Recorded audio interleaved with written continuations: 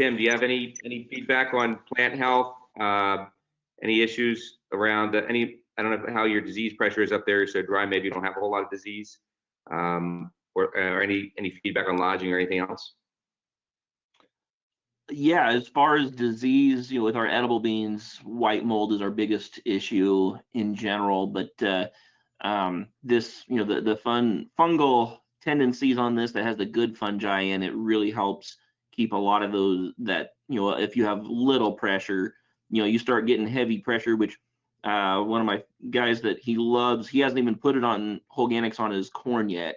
This will be the first year he puts it on in 24, but he's put it on beans 3 years in a row and he just loves it. The leaf size of his beans he said they're almost twice as big as what they used to be before Holganix. Of course, photosynthesis, yield, obviously everything equates, but trying to get him to back off on his irrigating at certain times of the year, we're still working on that. Where he had a little white mold issue, but well, shut your pivot off once in a while. If you've got enough moisture, you don't need to.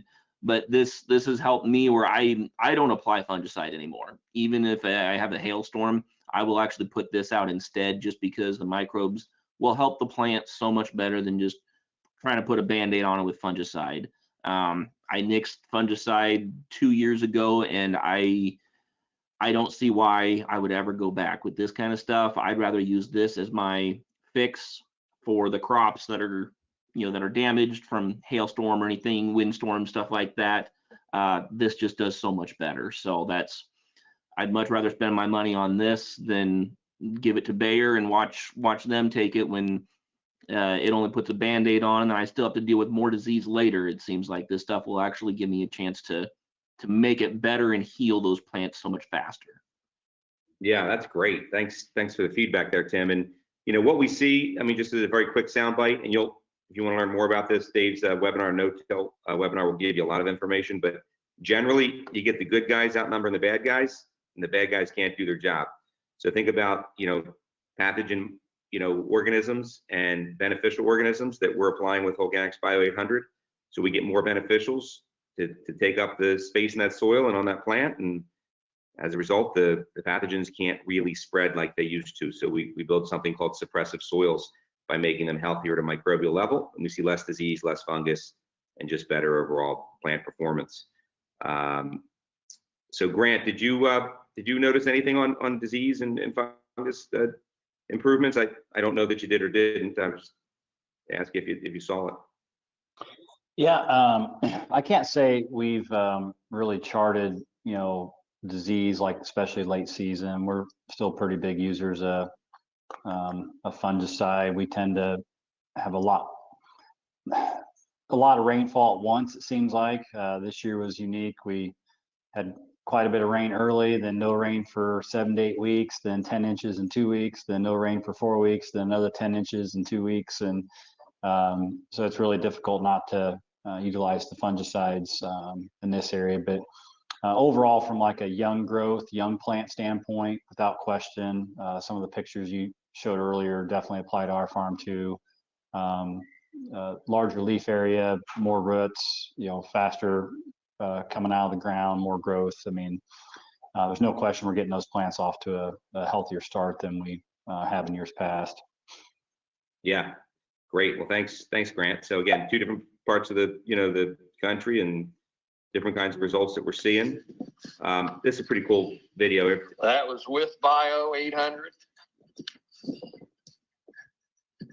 No Bio 800.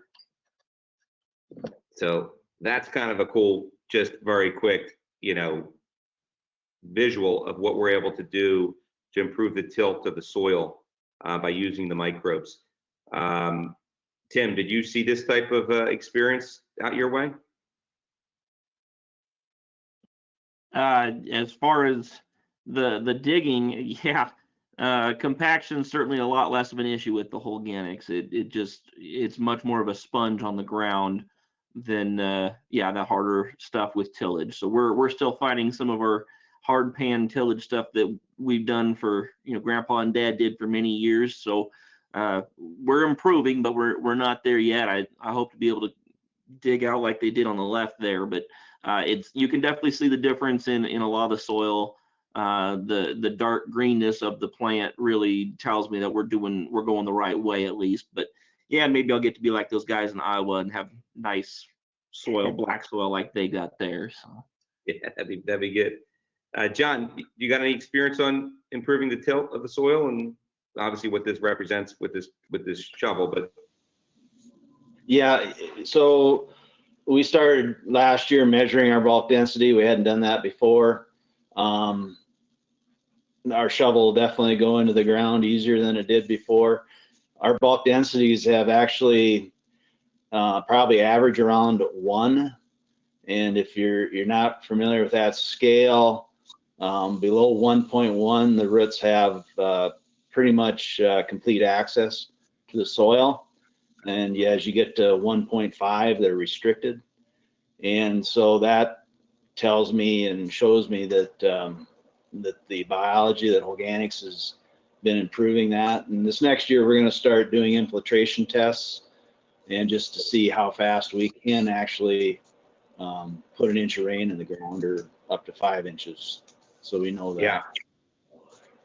And Dave Stark, you kind of looked at some of the results from a broad study that was done in Iowa with independently done with a co-op. About filtration? You want to mention that? Do you have any of that data at the top of your fingers? Yeah, so there was a group of interns that went out and they tested soil through the season on 44 different farms across Iowa and a little bit into Nebraska. And what they found over from planting in May until the last endpoint they took around the middle of July is a 60% increase in water infiltration versus the check, which is just incredible. And then of course they followed bulk density, and it decreased as you would expect. And what this shows is, because scientifically is as the fungi get established and grow, they actually glue the soil particles together and open it up. And so it really tracks the growth of the fungi in the product along with the roots.